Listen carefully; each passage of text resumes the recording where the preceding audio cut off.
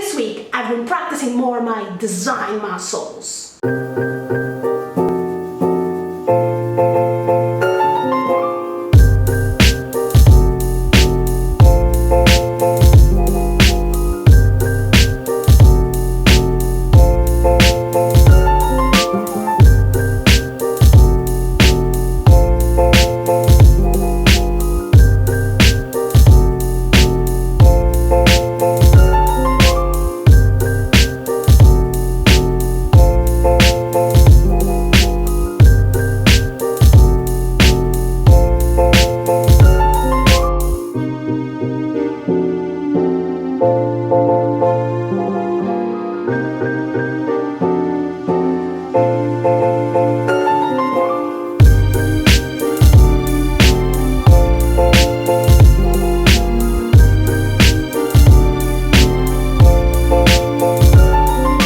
It's Monday, 7 p.m. I've just gathered 5 brownie points. I'm missing 6 to my 500 brownie challenge.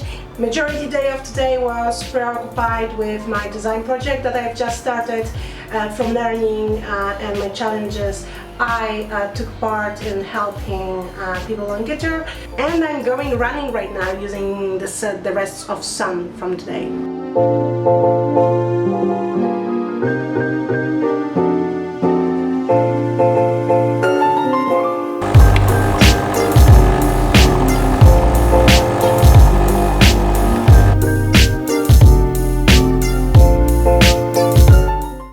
It's Tuesday and it's the second day I have been working on the design of the new project.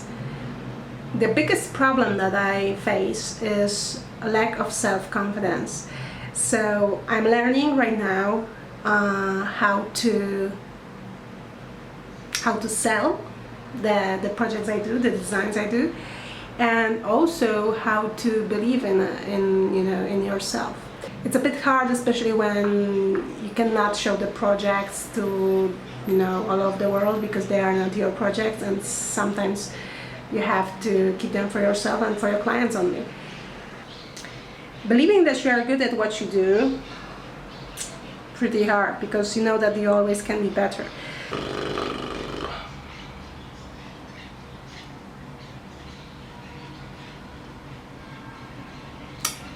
I'm trying to build my self-confidence. The work that we are doing as designers or developers is just, some percent of the final product. The rest is selling and telling the story about it and explaining why we chose this way, not the other way. So you have to rely on what you think before you deliver to the client, and later you can iterate over it.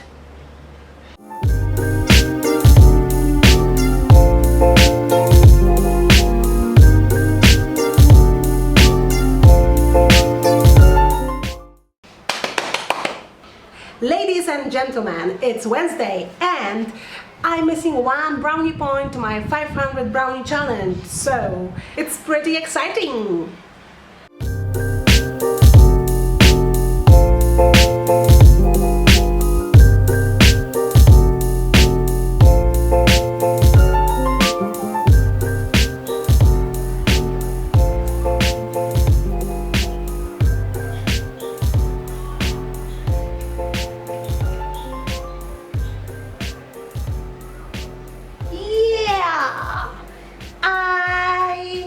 I made it! I got a 500 brownie points!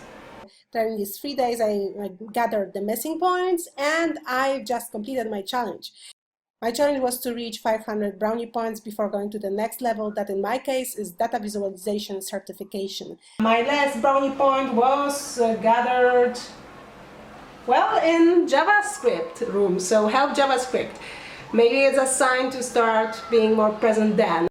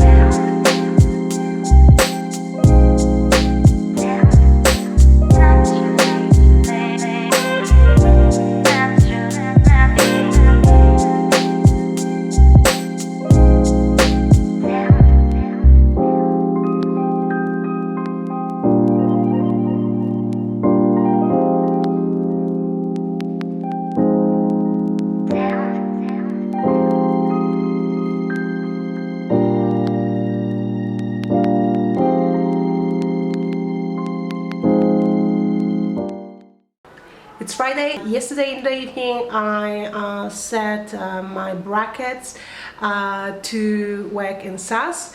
Brackets has nice extensions, and you can write in Sass and later you will get your Sass and CSS. That's great because the code editor makes majority of stuff for me.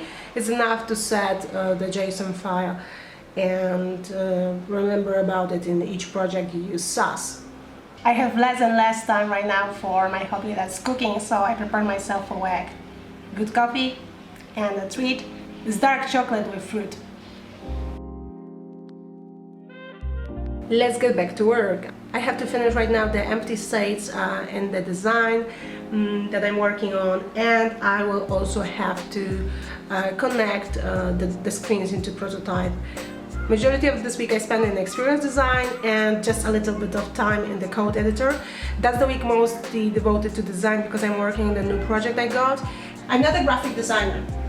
I learn at the same time code, so how to implement my solutions, and design. So knowing at least a bit of UX always helps. Somebody asked in the comments how I do the projects from scratch. I start with designs. What I mean by starting with designs is starting firstly with the users and the goal. So analyzing who is it for and how this product that will be designed and implemented in code, how does it solve their problems. You have to put yourself as if in users' shoes and think, what would I want to do right now? Where would I like to go from this point to the other one? What would be the other point? What am I looking for in this particular page? User journeys and imagining, like, from which screen would I go to which one. It's really important not to forget about something. When I do the designs for my projects, very often, as I showed in some of the videos, I finish at something like that, which is a kind of sketch, right? The truth is that if I implement it and it's my side project and it's really small project, like kind of website or small app, I didn't need high fidelity prototypes because I was also implementing it. But when I do it for the clients, I go to the tools such as Experience Design or Prot.io. I will provide all of the links in the video description below. So there are various ways of learning UX by chance. So one of them is following the Twitter accounts and just really looking at what's interesting for you. There are awesome places and people to follow or organizations. One of them is Nielsen Norman Group. They publish really great report, very interesting ones. Great resource for those who are interested is also Luke Wróblewski, and he's really great guy when it comes to giving the talks and being a user advocate. At his site you will find a lot of awesome articles, presentations, and you will also find a lot of great talks that he gave and at YouTube. So you can look at YouTube. Another great source of UX knowledge is, for example, Medium. So I follow, for example, UX Planet, and there are great articles. I love especially those written by this guy. So Nick is really great when it comes to examples and providing meaningful explanations. At UX Pin, that is another prototype tool, you will find a lot of free ebooks, and